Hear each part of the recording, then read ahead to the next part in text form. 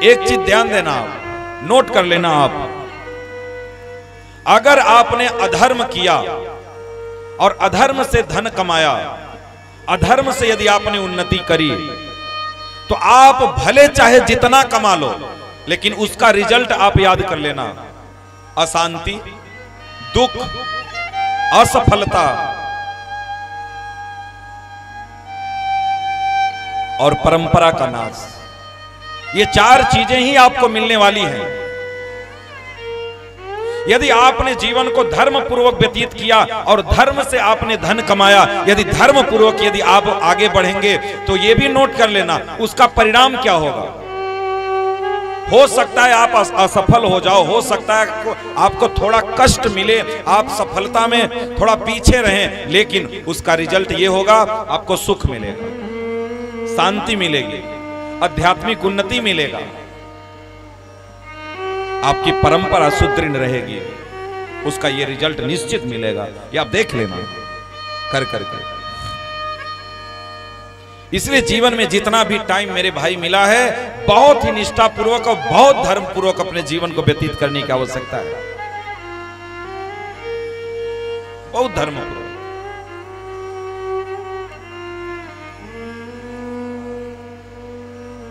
इसलिए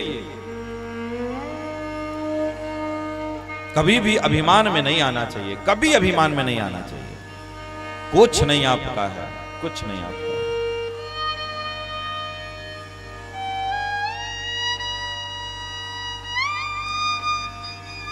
इसलिए अभिमान को छोड़ करके गोविंद के चरणों में हमेशा समर्पित रहना चाहिए, और जो कुछ भी आपके पास है, जो कुछ भी आपके पास है, वो लेकर के ठाकुर जी के चरणों में समर्पित रहो।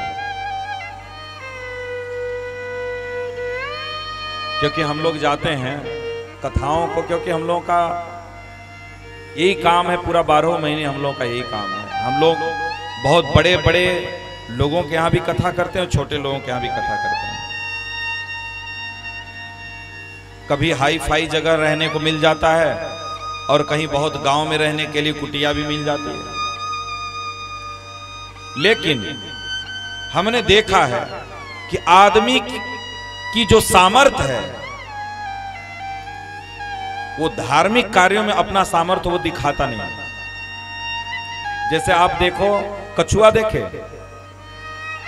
कछुआ के पास जब कोई नहीं रहता तो पूरा हाथ पैर निकाल करके, मुंडी निकाल कर चलता है, लेकिन वो जैसे ही देखेगा कि कोई आ गया हमारे पास, तो वैसे ही हाथ पैर सब कुछ सिकोड़ लेता है।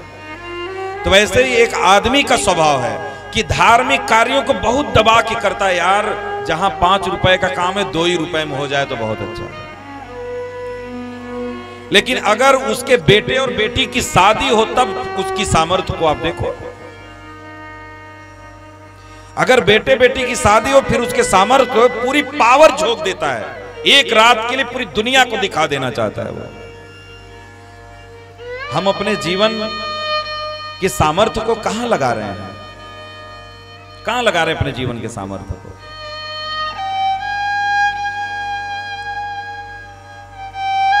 एक रात में लोग 50-50 लाख रुपए उड़ा देते हैं, 50-50 लाख रुपए उड़ा देते हैं।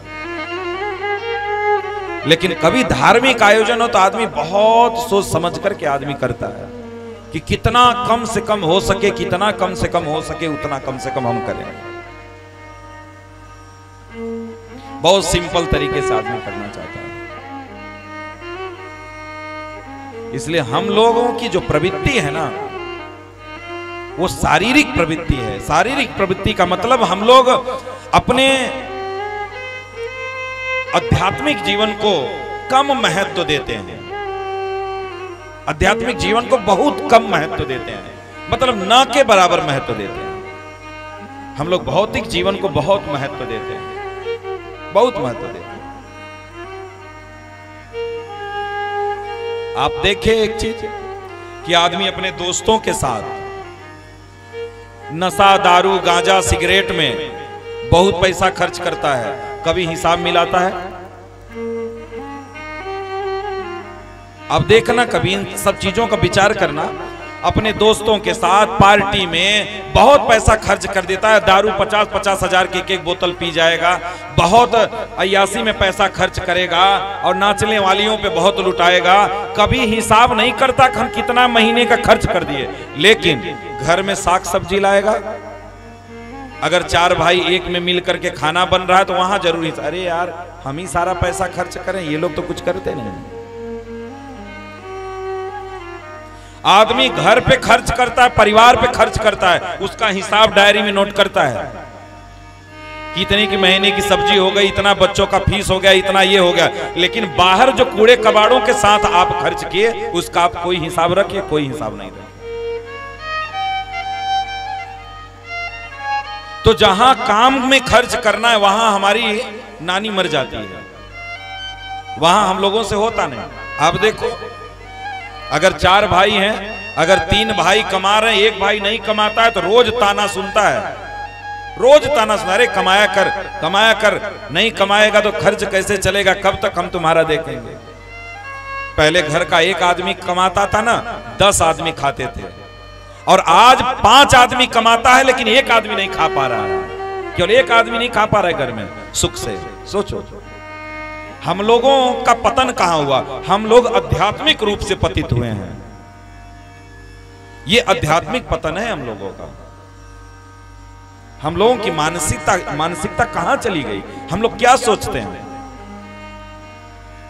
पहले आदमी पूरे परिवार के बारे में सोचता था, माता पिता के बारे में सोचता था, भाइयों के बारे में सोचता था, अपने जो घर के बच्चे हैं 10-15 उनके बारे में सोचता था। लेकिन आज केवल अपनी पत्नी के बारे में और केवल अपने 2 बच्चों के बारे में, तीसरा उसके पास कोई ऑप्शन नहीं है सोचने के लिए, कोई ऑप्शन नहीं है।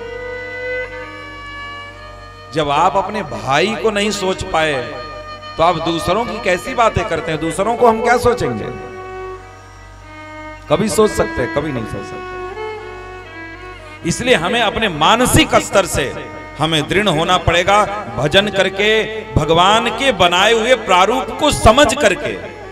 और जो लोग भी भगवान के बनाए हुए प्रारूप को समझ जाते हैं ना, वो कभी भी चिंता नहीं करते, वो सदैव चिंतन में लगे रहते हैं। यही मूल कारण है, यही मूल कारण।